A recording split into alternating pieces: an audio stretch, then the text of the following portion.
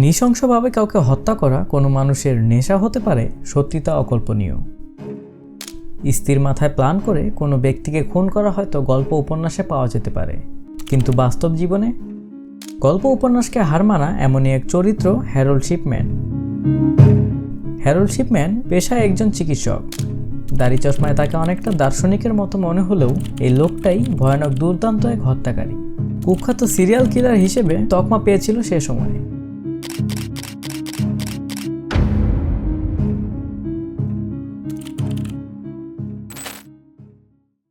দ্বিতীয় বিশ্বযুদ্ধের পরেই 1946 সালের 15 জানুয়ারি নটিংহামে এক শ্রমজীবী পরিবারে হ্যারল্ডের জন্ম। তার বাবা ছিলেন একজন ট্রাক ড্রাইভার। কাজের জন্য গাড়ি নিয়ে তিনি দেশের বিভিন্ন প্রান্তে ছুটে বেড়াতেন, ফলে বছরের অর্ধেক দিনই তিনি থাকতেন বাড়ির বাহিরে। পরিবারের প্রতি তার টানও কম ছিল, তাই ছোটবেলা থেকেই শিপম্যান তার বাবার ভালোবাসা কোনোদিন সেভাবে পাননি। যুদ্ধবিধ্বস্ত শ্রমজীবী পরিবারের বেঁচে থাকার নিরন্তর লড়াই কেমন তা ছোটবেলা থেকেই উপলব্ধি করতে পেরেছিলেন শিপম্যান। ছোটবেলা থেকেই হ্যারল্ডের একমাত্র সঙ্গী ছিলেন তার মা। একমাত্র মায়ের আদরে বেড়ে উঠেছিলেন শিপম্যান। তবে তাও বেশি দিন কপালে জোটেনি তার। ফুসফুস ক্যান্সারে আক্রান্ত হয়ে ভেড়া ভ্যাট্রন রোগে যখন তার মা মারা যায়, তখন শিপম্যানের বয়স ছিল মাত্র 17 বছর। জীবনের শেষ দিকে ভেড়া ক্যান্সারের তীব্র যন্ত্রণা কমাতে দিনের পর দিন মরফিন ইনজেকশন নিতেন। মায়ের শেষ দিনগুলোতে তার পাশে থেকে হ্যারল্ড স্বচক্ষে দেখেছেন মায়ের প্রাণঘাতী কষ্ট আর তা লাঘবের জন্য ডাক্তারের নির্দেশে মরফিন ইনজেকশন নেওয়া। এই ঘটনায় তীব্র রেখাপাত করে হ্যারল্ডের পরবর্তী জীবনে। ছোটবেলা থেকেই পড়াশোনা ও খেলাধুলায় দুর্দান্ত ছিলেন হ্যারল্ড শিপম্যান। স্কুল জীবনে যুব রাগবি দলের সদস্য ছিলেন তিনি, এবং স্কুল জীবনের শেষ বছরে তিনি স্কুলের অ্যাথলিট দলের ভাইস প্রেসিডেন্ট হন।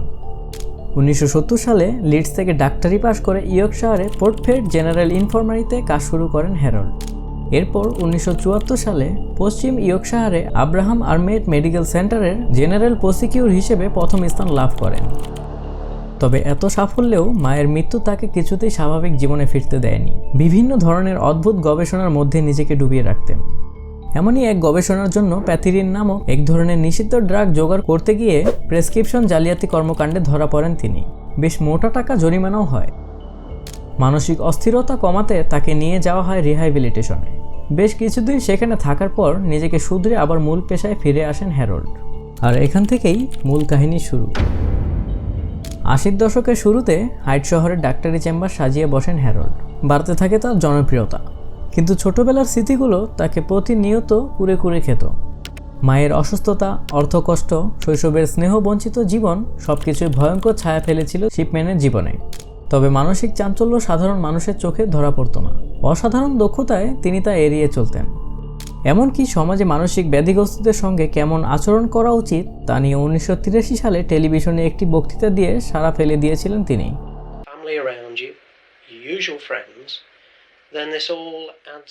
কিন্তু মনের গহীনে অপরাধমূলক প্রবৃত্তির অঙ্কুরটি কেমন জন্মায় তা নিয়ে কোনো বিস্তারিত বলা হয়নি সেই বক্তৃতাতে, যেন অত্যন্ত সূক্ষ্মভাবে তিনি তা এড়িয়ে গেছেন। চেম্বারে বসার পর সবকিছুই ভালোই চলছিল, রোগীদের ভিড়ও ছিল প্রচুর। ডাক্তার হিসেবে হাইট শহরে বেশ জাঁকিয়ে বসেছিলেন হ্যারল্ড।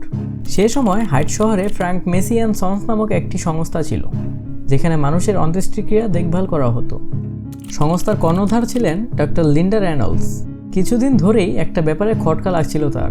ইদানিং অন্ত্যেষ্টির জন্য যত মৃতদেহ আসছে তাদের মধ্যে হ্যারল্ড শিপম্যানের কাছে থেকে আসা মৃতদেহের সংখ্যা অনেক বেশি। প্রথমে ব্যাপারটিকে বিশেষ আমলে নেননি তারা। এটা হতেই পারে যে শহরের বিশিষ্ট ডাক্তারের কাছে রোগীর ভিড় যেমন বেশি, তেমনি কোনো কারণে তার রোগীদের মধ্যে মৃতের সংখ্যাও বেশি।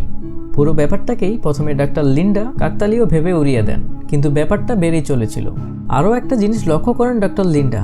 তিনি দেখেন যতজনের ক্রিমেশনের ফর্ম সাইনের জন্য ইদানিং তার কাছে পাঠানো হয় তারা সবাই বৃদ্ধা, এবং সবারই চিকিৎসা করেছেন ডক্টর হ্যারল্ড শিপম্যান। তিনি খেয়াল করে দেখেন কয়েক মাসের মধ্যে এরকম প্রায় 10 জন বৃদ্ধার মৃতদেহ রিপোর্ট তার কাছে জমা পড়েছে।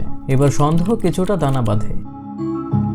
এ ব্যাপারে তদন্ত করার সিদ্ধান্ত নেন ডক্টর লিন্ডা, কিন্তু প্রথম যথেষ্ট প্রমাণের অভাবে হাত গুটিয়ে নেয় পুলিশ। কিছু নিয়মের কারণে অনুসন্ধানের পর 1998 সালের 17 এপ্রিল তদন্ত বন্ধ করে দেওয়া হয়। এরপর তদন্ত বন্ধ হওয়ার পরপরই আরও 3টি মৃত্যুর ঘটনা ঘটে। মারা যাওয়া শেষ রোগীর নাম ছিল ক্যাথলিন গ্র্যান্ডি। তার ডেথ সার্টিফিকেটে সই করার সময় স্পষ্ট কারণ না দেখিয়ে বয়সজনিত কারণেই গ্র্যান্ডির মৃত্যু হয়েছে বলে লিখে দেন শিপম্যান। সন্দেহ প্রগাঢ় হয় যখন গ্র্যান্ডির মেয়ে অ্যাঞ্জেলা উডরাফ দেখেন তার মা নিজের সব সম্পত্তি ডাক্তার শিপম্যানের নামে লিখে দিয়ে গেছেন। তার সম্পত্তির পরিমাণ নেহাতই কম ছিল না, তখনকার দিনের হিসেবে 3,86,000 পাউন্ড। গ্র্যান্ডির মেয়ে অ্যাঞ্জেলা উডরাফ পুলিশে রিপোর্ট করে এবং ফের অনুসন্ধান শুরু হয়। তদন্ত করতে খোঁড়া হয় গ্র্যান্ডির কবর। গ্র্যান্ডির মৃতদেহ বের করে কাটাছেঁড়া করা হলে তার শরীরে অত্যন্ত পরিমাণে ডায়ামরফিন পাওয়া যায়, যা কোনো বয়স্ক লোকের শরীরে অতিরিক্ত মাত্রায় প্রবেশ করালে মৃত্যু অনিবার্য। মুহূর্তের মধ্যেই মৃত্যুর রহস্যটা অনেক সহজ হয়ে আসে। 1998 সালে 7 সেপ্টেম্বর শিপম্যানকে গ্রেপ্তার করা হয়। তার বাড়ি থেকে সম্পত্তির উইল জালিয়াতির কাজে ব্যবহৃত একটি টাইপরাইটার পাওয়া গেলে পুলিশের তৎপরতা আরও বেড়ে যায়। গত কয়েক মাসে শিপম্যানের দাখিল করা ডেথ সার্টিফিকেটের নাম আছে এমন 15টি মৃতদেহের কবর খুঁড়ে মর্গে পাঠানো হয় পরীক্ষা করার জন্য। ময়নাতদন্তের পর স্পষ্ট হয়ে যায় যে 15টি লাশের প্রত্যেকের শরীরে বেশি মাত্রায় ডায়ামরফিনের প্রয়োগ করা হয়েছিল। শিপম্যান মারাত্মক রকমের বেশি ডায়ামরফিন রোগীর শরীরে ঢুকিয়ে তাদের খুন করতেন এবং পরে মেডিকেল রিপোর্ট জাল করে নানা ধরনের অসুখের কারণ দেখিয়ে তাদের ডেথ সার্টিফিকেট দিতেন। পুরো ব্যাপারটাই সরকারি গোয়েন্দার কাছে পানির মতো পরিষ্কার হয়ে যায়। সন্দেহর কোনো অবকাশ থাকে না যে 15টি মৃত্যুর পেছনে ডাক্তার শিপম্যানই দায়ী। কিন্তু কেন তিনি অকারণে এতগুলো নিরীহ মানুষকে খুন করলেন তার কোনো সদুত্তর সেভাবে পাওয়া যায়নি। মানসিক চিকিৎসকদের মতে নিজের অত্যন্ত প্রিয় মানুষকে চোখের সামনে কষ্ট পেয়ে মারা যেতে দেখে এক অদ্ভুত রাগ তৈরি হয়েছিল হ্যারল্ডের মনে। নিজের মাকে মৃত্যুর হাত থেকে বাঁচাতে পারেননি তিনি। মায়ের এই কষ্টকে মনে করে প্রতিশোধ নিতেই যেন আরও বেশি অপরাধ পরায়ণ হয়ে ওঠেন তিনি। মা হারানোর যন্ত্রণা যে তিনি পেয়েছিলেন সেটাই যেন ছড়িয়ে দিতে চেয়েছিলেন সমাজের বুকে। তখনকার দিনে প্রযুক্তি অতটা উন্নত ছিল না। হ্যারল্ডের অপরাধ হয়তো কোনোদিনই ধরা পড়তো না যদি তিনি তার টাকার লোভে সম্পত্তির দলিলগুলো নিজের নামে না করাতেন। এই দলিলগুলো জাল করা নিয়ে দুটো তথ্য দাঁড় করিয়েছিলেন প্রেসক্রিপশন ফর মাদার বইটির লেখকদ্বয় ব্রায়ান হুটল এবং জার রিচি। প্রথম তথ্যটি ছিল টানা খুন খারাপির ফলে জীবনের ওপর নিয়ন্ত্রণ হারিয়ে ফেলেছিল শিপম্যান। ক্রমশ পৃথিবীতে বেঁচে থাকার ইচ্ছেটি ক্ষীণ হয়ে আসছিল তার জীবনে। দ্বিতীয় তথ্যটি হলো হয়তো অনেক বেশি বিশ্বাসযোগ্য। সেই মত অনুসারে 55 বছর বয়সে সবকিছুই আত্মসাৎ করে তল্পিতল্পা গুটিয়ে ইংল্যান্ড ছেড়ে পালানোর মতলব এটে রেখেছিলেন তিনি। 1999 সালের 5 অক্টোবর সিরিয়াল কিলার শিপম্যানের বিচার শুরু হয়। মোট 15টি খুনের দায় চাপানো হয় তার ঘাড়ে। যদিও মনে করা হয় তার অসুস্থ মনের শিকার হয়েছিল 250-এরও অধিক মানুষ, যার মধ্যে 80% নারী এবং বয়স্ক। তার হাতে খুন হওয়া সবচেয়ে কম বয়সী ছিলেন একজন পুরুষ, যার বয়স ছিল 41 বছর।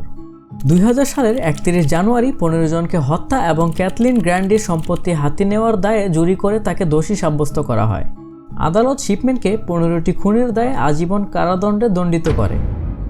আদালত তাদের রায়ে এমন ব্যবস্থা করেন যে শিপম্যান কখনোই যেন ছাড়া না পায়। এরপর 4 বছর জেল খাটার পর 2004 সালের 13 জানুয়ারি জেলখানাতে আত্মহত্যা করেন শিপম্যান। এমনই আরও রহস্যময় ইনফরমেটিভ ভিডিও পেতে লাইক, কমেন্ট এবং সাবস্ক্রাইব করে ইনফোকাসের সাথে থাকুন।